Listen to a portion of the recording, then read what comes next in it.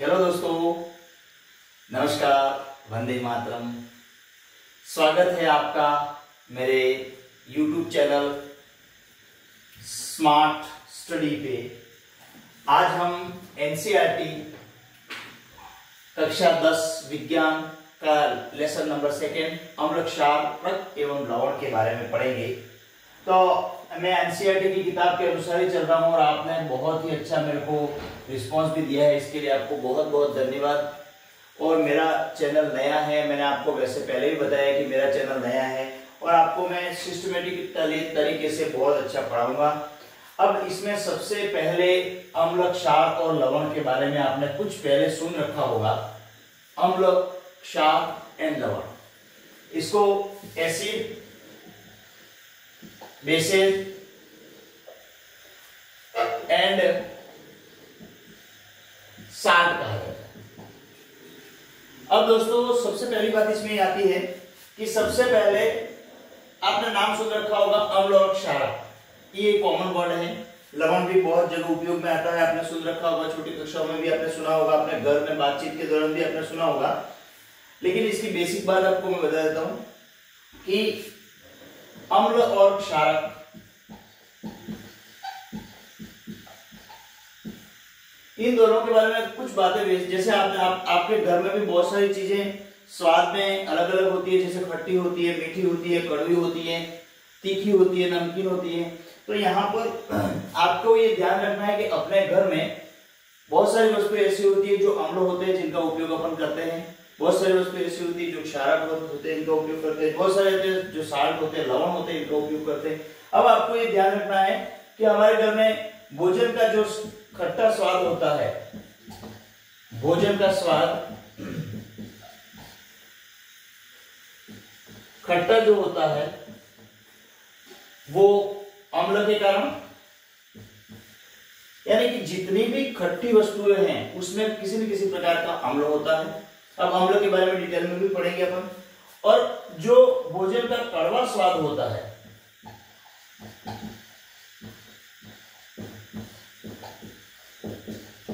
वो क्षारक के कारण होता है। ये तो एक सामान्य भाषा में अपन ने बात करी कि ये अपन को जानना जरूरी होता है कि भोजन का कड़वा स्वाद किसके कारण होता है और खट्टा स्वाद किसके कारण होता है। अब इसमें ये भी आएगा कि कौन से फलों में, कौन से खट्टे फलों में कौन सा स्वाद होता है, कौन से खट्टी वस्तुओं में कौन सा अम्ल होता है। तो अपन बाद में इसको एक एक करके पढ़ेंगे। तो यहाँ पर पहली बात, सबसे पहली बेसिक बात आपको ये ध्यान रखनी है अम्ल क्षार में कि अम्ल जो होते हैं, अब यहाँ पर मुख्य बात याद रखने लायक, और क्षार जो होते हैं, क्षारक जो होते हैं, उनमें बेसिकली क्या अंतर होता है। मुख्य रूप से एक ही बात याद रखनी। पहली बात, अम्ल स्वाद में खट्टे होते हैं।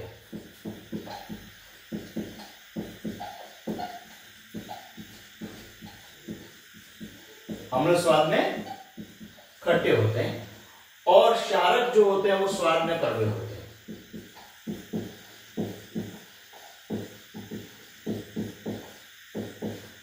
क्षारक जो होते हैं स्वाद में कड़वे होते हैं। बेसिक बात यह है कि अम्ल जो होते हैं वो नीले लिटमस को लाल कर देते हैं। नीले लिटमस पत्र को लाल करते हैं, जबकि क्षारक जो होते हैं वह लाल लिटमस को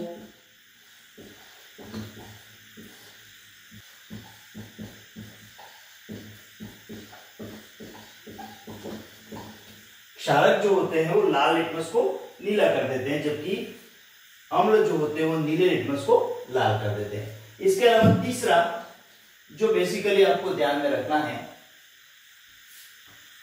अम्ल जलीय विलयन में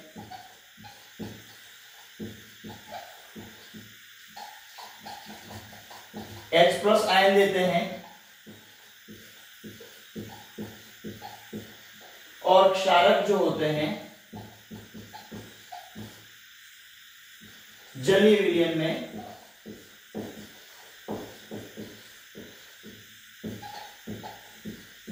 OH माइनस आयन देते हैं। ये मुख्य रूप से कुछ बातें आपको इस किताब के अनुसार ही मैं चला रहा हूँ कि एनसीईआरटी की किताब में जो बातें आपको बताई गई हैं इसके बारे में आपको ध्यान में रखना है। अब यहाँ पर ये 3 बेसिक बातें आपके सामने हैं अम्ल और क्षारक में अंतर करने के लिए। पहली बात, अम्ल स्वाद में खट्टे होते हैं। दूसरी बात, अम्ल स्वाद में कड़वे होते हैं। इसके बाद दूसरा अंतर, अम्ल जो होते हैं वो नीले लिटमस को लाल कर देते हैं, जबकि क्षारक जो होते हैं वो लाल लिटमस को नीला कर देते हैं मुख्य रूप से।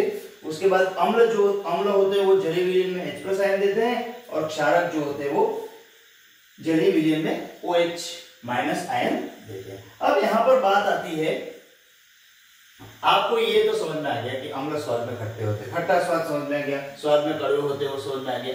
लेकिन यहाँ पर आपको एक चीज समझ में नहीं आई होगी जो मेरे ख्याल से है, मैं आपको जानता हूं इसलिए बता रहा हूं कि आपको ये चीज समझ में नहीं आई होगी कि लिटमस पत्र क्या होता है।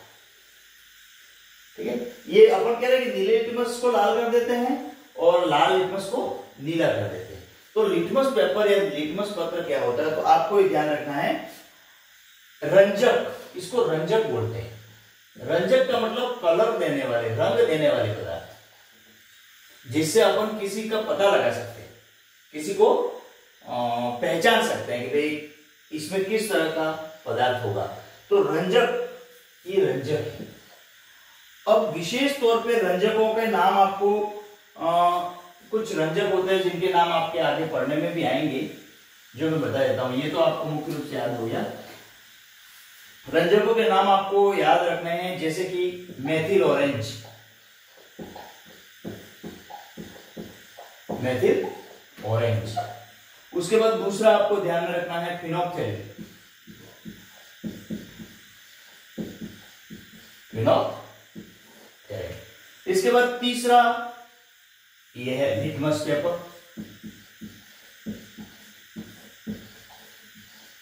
या इसको पत्र बोलते हैं। ठीक है, तो ये प्राकृतिक रंजक हैं जिससे अपन किसी अम्ल और क्षारक का पता लगा सकते हैं, कलर बदल करके, कलर से पता लगा सकते हैं। इसी प्रकार में बात करें तो लिटमस पेपर क्या है, तो लिटमस पेपर बैंगनी रंग का रंजक होता है। ये इसका कलर जो होता है वो बैंगनी होता है, ये याद रखना आपको। बैंगनी रंग का रंजक होता है, यानी कि कलर देने वाला पदार्थ होता है, जो थैलोफाइटा वर्ग के, आप आगे की कक्षाओं में पढ़ेंगे, तो थैलोफाइटा एक पौधों का समूह है। थैलोफाइटा वर्ग के लिचेन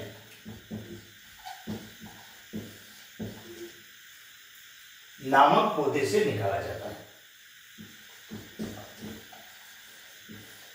पौधे से निकाला जाता है, और इसका उपयोग सूचक की तरह किया जाता है। यह न तो अम्लीय होता है न ही क्षारीय होता है, केवल इसका रंग होता है वो बैंगनी होता है। ठीक है, उसके बाद देखो, उसके बाद बहुत सारे जो प्राकृतिक उपयोग में अपने आते हैं, जैसे कि पत्ता गोभी है, हल्दी है, पिटूनिया है, जेरामेन, कई फूलों की रंगीन पंखुड़ियां किसी विलयन में अम्ल और क्षारक की उपस्थिति को सूचित करते हैं, और ये केवल सूचक कहलाते हैं। तो आपको इसके बारे में थोड़ा सा ये जानकारी मैंने आपको बता दी है। अब दूसरी बात आती है अम्ल और क्षार के बारे में। मेरे ख्याल से अम्ल और क्षारक के बारे में आपको अच्छी तरह से थोड़ा सा समझ में आया होगा, ज्यादा नहीं। आपको 10वीं के स्तर पे थोड़ा सा ये ध्यान रखना है कि एसिड और बेसिस में क्या अंतर है, अम्ल और क्षार में क्या अंतर है। अब एक बार और मैं रिवाइज कर देता हूं कि अम्ल और क्षार किसे कहते हैं। अम्ल जो होते हैं वो स्वाद में खट्टे होते हैं, क्षार जो होते हैं स्वाद में कड़वे होते हैं। अम्ल जो होते हैं वो नीले लिटमस को लाल कर देते हैं, और ये जो होते हैं वो लाल लिटमस को नीला कर देते हैं। इसके बाद ये H+ आयन देते हैं हम लोग, और ये OH-।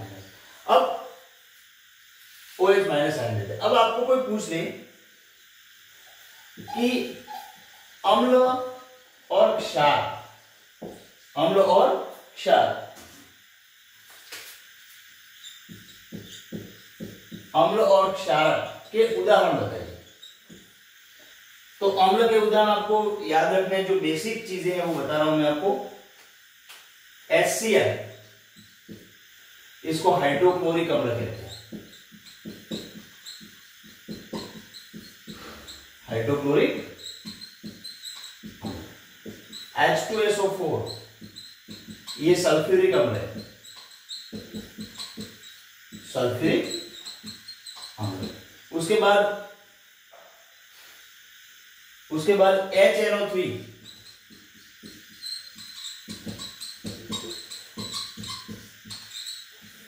नाइट्रिक अम्ल, ठीक है। उसके बाद एक और एसिड का नाम बता देता हूं मैं आपको, CH3COOH एसिटिक अम्ल, एसिटिक अम्ल। ये मुख्य रूप से ये 4 प्रकार के अम्लों के नाम आपको ध्यान रखने में बार बार कह रहा हूं, इनका उपयोग बहुत ज्यादा काम में आएगा। हाइड्रोक्लोरिक अम्ल, H2SO4, HNO3, एसिटिक अम्ल।